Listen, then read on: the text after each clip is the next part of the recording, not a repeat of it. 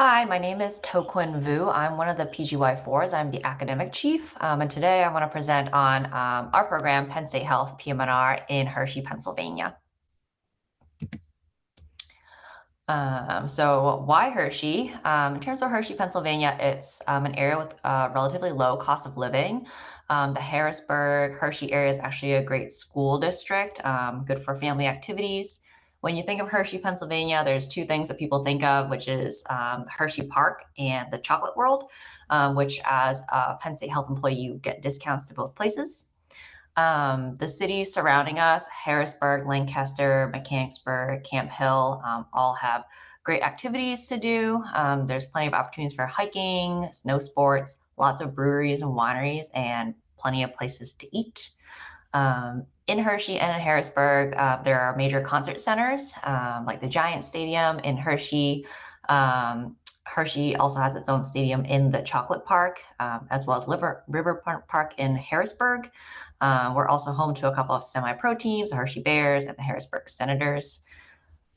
In terms of driving, we are pretty close to several major cities, only a couple hours to Baltimore, DC, about 3 hours to New York City, an hour and a half to Philly, about 3 hours to the Jersey Shore, and 1.5 hours to actual State College, where Penn State University is located. And as a bonus, we have Harrisburg International Airport, which is about 20 minutes from the rehab hospital. And a lot of people kind of jet out from there, whether it be two places or hopped from Harrisburg to Philly and then out to travel. Our program leadership consists of our program director, Dr. Natasha Romanowski, our department chair, Dr. Thiru Anaswamy, our wonderful GME coordinator, Michelle Osterland, my co-chief, the administrative chief resident, Dr. Nicole Hatchard, and then me, Toquin, I'm the academic chief. So looking at our PM&R faculty, we have a wide variety of faculty covering kind of the basics or the bread and butter staples of PM&R, brain injury, spinal cord injury, stroke. We also have attendings in limb loss, MSK ultrasound, sports medicine. We also have 3 pediatric rehab physicians, which is great for our pediatric education. And so there's a variety of faculty, both MDs and DOs. If you rotate through us at Penn State, you'll likely also interact with Dr. Lopez, whom arrow here, because he's the student elective director. So you'll chat with him as well as meet all of our other attendings, but they're all pretty great. Mm-hmm. In terms of training locations, we have 5 big locations that we go to. One is the Penn State Milton S. Hershey Medical Center. That is the big Hershey Medical Center campus. It is a level 1 trauma center and has 632 beds. We do a lot of pediatrics and consults there at the main hospital. Our big hub is the Penn State Health Rehabilitation Hospital. This is a freestanding rehab hospital with 80 adult beds. That's kind of our main location. We also go to the Lebanon VA Medical Center in Lebanon, PA, which we have our outpatient clinic and EMG experience there, so you get 3 months at the VA. We also have some satellite sites, Penn State Health Holy Spirit Medical Center, as well as the Hamden Medical Center, where you'll do a lot of community-based PM&R consults. But sort of the 2 big hubs that you'll stay at is Penn State Health Rehab Hospital, Penn State Hershey Medical Center, and the farthest site you'll probably have to drive to is the Lebanon VA, which is about 30 minutes from these 2 hospitals. Like I mentioned, our inpatient rehabilitation hospital is a standalone rehab. We are CARF certified in adult rehabilitation. We have a CARF certified stroke program, spinal cord injury program, brain injury program. We're in the process of getting CARF certified for limb loss. And then within the 2025 to 2026 year, we were ranked within the top 50 rehab hospitals nationwide. So being a standalone rehab comes with its perks, pros, and challenges. In terms of services available, we obviously have our full-time PM&R physicians in a bunch of different subspecialties, as I mentioned, spinal cord injury, brain injury, stroke, peds, pain, sports, EMG. We also have consult services that come to our hospital. We have full-time internal medicine that provides 7 days a week coverage for medicine needs. Nephrology also comes to our hospital for dialysis. We have wound care certified nurses and a wound care team, as well as neuropsychology. You have your typical therapy services, speech, physical therapy, and occupational therapy, as well as recreational therapy, as well as a bunch of ancillary services, including pharmacy, radiology, lab that we transport our labs to, as well as a respiratory therapist on site. Our residency program is 12 total positions. There's 4 advanced positions available for the PGY 2 year. There's 4 PGY 3s and 4 PGY 4s. So there's a total of 12 of us. If you're applying to our residency program, we also offer preliminary year positions through the Penn State Health Internal Medicine Residency Program. So the way that works is you would interview with us through PM&R. You would also enter the code for the IM residency program to get that spot for the IM prelim year, but you wouldn't need to do an interview through IM. It's just 2 reserved spots for anybody who wants to do their prelim year at Penn State and then advance into our program as well. So that's nice and convenient. This slide is a little bit busy, but I'm going to try to explain sort of our rotation schedules. If you start from the bottom, PGY 2 year, it's pretty inpatient heavy, like kind of any standard program. The perks is that we do have 3 months of clinic. So 2 months of clinic at our rehab hospital, and then as well as a month of community consults, as well as clinic in the Camp Hill location. So PGY 3, 9 months is inpatient, and then 3 months is clinic/outpatient consults. Once you move to PGY 3 year, that's when you start getting some of the bigger blocks of rotations. You'll get 3 months of EMG, 3 months of peds, a month of sports, a month of pain, clinic. HOSC is our outpatient surgery center where you'll see minimally invasive procedures like spine injections and whatnot. And then you'll also have a month of inpatient. And then by PGY 4 year, the biggest rotation is the 3 months of VA, followed by a mixture of clinic, consults, a month or 2 months of inpatient if you chose to do an extra month, as well as the limb loss rotation. And then the PGY 4s have dedicated time to do board review as well, the Kessler board review. We also have a longitudinal research and QI curriculum. It is about 6 to 8 didactic sessions throughout the year. When you're in clinic, PGY 2 through 4 year, you'll have about a half day during each clinic week throughout residency to work on QI and research. There's also opportunity to present research on Resident Research Day. We have several projects going on with our attendings. It's pretty easy to hop onto a project if you're interested in research or to start your own. We have plenty of resources for that as well. And then with quality improvement, you'll have dedicated time to work on that during the clinic time that you have, as well as throughout the year. One of our attendings, Dr. Grover, who is also champion or research director and QI director, has come up with a nice toolkit to make QI nice and accessible, as well as research for us. And then within our program, you have the opportunity to do certain leadership positions, such as QI champion or research champion, to help with the research and QI projects, and those will come with a stipend as well. I'm going to hand over the next set of slides to Nicole or Dr. Hatchard. Hi, everyone. So continuing sharing about our program, we'll move on to how the didactics are scheduled. So it is on an 18-month schedule. Our didactics are every week from 8 a.m. to 11 a.m.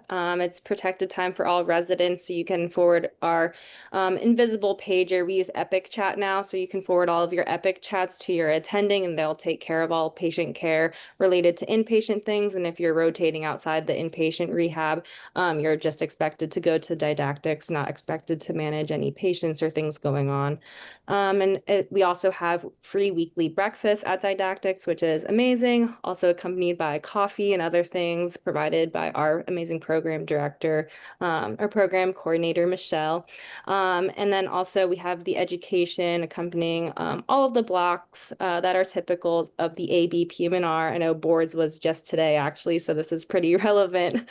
So as you can see the list there, it's pretty comprehensive. We're actually in the middle of our annual anatomy and cadaver lab course, which is very hands-on, and it's a great way to refresh on anatomy. And then the rest of the education is listed there.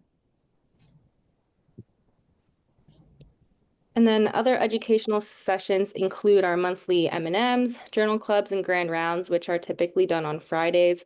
We also have a resident research day where we are all gathered to share our current research projects and ongoing projects as a department. And we bring in some pretty cool guest speakers as well. We also have a career panel, and then we are very involved with our medical student interest groups and help out with kind of after hours neuro exam, MSK exam, workshops, and other things like that. In addition to our board reviews and SAE questions, along with oral board prep. I thought that was very helpful this past year. We had online Teams sessions with different attendings, practicing our oral board preps and exams. And then we also have toxin injection, baclofen pump, LVAD training sessions, and wheelchair workshops, along with many more things that aren't even listed here, as well as the opportunity to attend conferences. So our call schedule, I actually made the schedule as administrative chief this year, and I think it's an amazing schedule, not just because I make it, but because you only take call as a PGY 2 and 3. So as a PGY 4, Toquin and I actually don't have to take call this year, which is amazing. So PGY 2s are expected to start taking call starting August 1st. So kind of you go into your residency having a buffer month. And then you proceed with taking call up until PGY 4 year into that July month. So that's kind of how it flows over. So there's no call PGY 4 year except for July and then just being on backup call. It's home call, so it's scheduled from 5 p.m. to 8 a.m. on the weekdays. And then on the weekends, it's 8 a.m. Saturday to 8 a.m. Monday on the weekends. And so if you do the math between all of the residents and how those weekends work out, it adds up to about only 6 to 8 weekends the whole year during PGY 2 and PGY 3 year. And then you only have to work about 1 to 2 holidays during the entire residency. And then those listed, if you aren't working on call, you actually have those off. Our program also features institutional fellowships. So we have a fellowship for brain injury medicine along with spinal cord injury medicine. And we're closely associated in working with the pain management fellowship under the anesthesia department, as well as our sports medicine department at the State College campus under the family medicine department, and then neuromuscular medicine under neurology. So these listed are our benefits. So there are $750 a year for CME. And then on our badges, we have $175 per quarter in food allowance at Hershey Medical Center cafeteria, as well as some of the satellite campuses. You can actually redeem your badge money or badge allowance there too. It also works at the Starbucks, which is nice, and the Avon Pain, which we also like to go to. And it includes also an APM&R membership, AP program membership, ANEM program membership, as well as financial support for other conferences. Personally, I was able to go to Spasticity X, so the first international spasticity conference last year, and it was fully funded because of the research that I had done. Free parking at all locations, various textbooks, and we have 4 weeks of elective time, along with moonlighting options. And then there's a Partners in Medicine support group. They actually had an event today, and it was pretty well attended.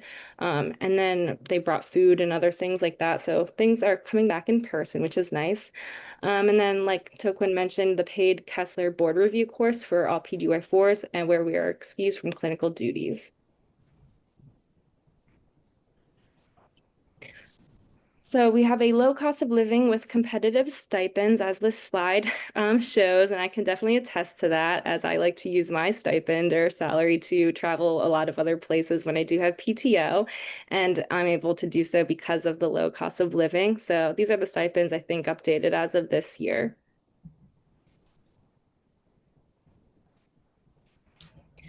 These are some photos of the different community involvement and community outreach and volunteering that we're involved in. A big event that we have each year is Rec Fest. It's in another suburban town. I think it's near Lancaster. I think technically it's Mannheim, so it's also close to the hospital centers. And it draws a huge crowd in from the central Pennsylvania community. most of those pictures on the left side of the screen are from that event. So we have the adaptive basketball, adaptive tennis, the Nittany Lion comes, all of the volunteers and different vendors and different medical equipment and other outreach programs are also there. And it's really nice because it's free for the community as well. And then we also have our yearly resident Olympics, that center picture there, us stretching in the park, where we test our knowledge in a different and fun environment with games. We have the adaptive golf outing, the Special Olympics where you can volunteer as well, and then adaptive ski day. Just 5-minute reminder. Thank you.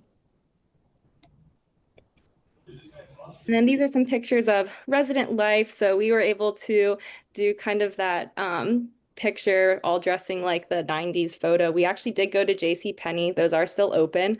And we had a really good time together. We're a very close-knit program. I feel like I can call all of these guys my closest friends and colleagues, which is super special. And we're often seen hanging out together outside of work and also in work.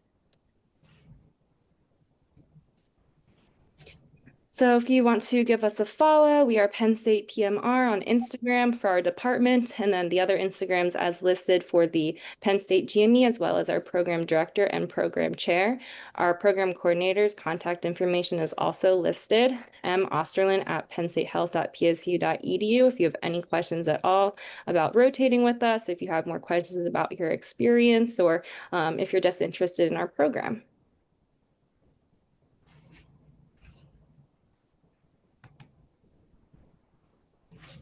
Thank you both so much. We have about 3 minutes if any of our participants have questions that they would like to put in the chat. I believe we just got one right now. So that asks, as a current reapplicant, I did have a few questions. First is, has your program taken reapplicants who are current resident interns in a prelim year? And does your program value applicants with training?